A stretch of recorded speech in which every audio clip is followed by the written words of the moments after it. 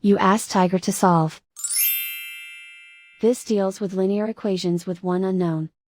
The final result is x equals 29/4.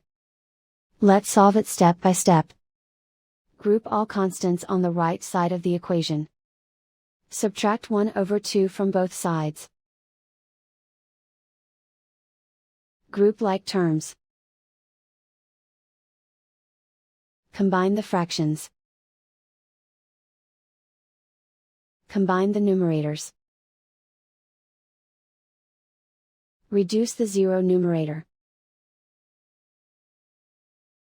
Simplify the arithmetic. Find the lowest common denominator. Multiply the denominators. Multiply the numerators. Combine the fractions. Combine the numerators. And so the final result is x equals 29/4.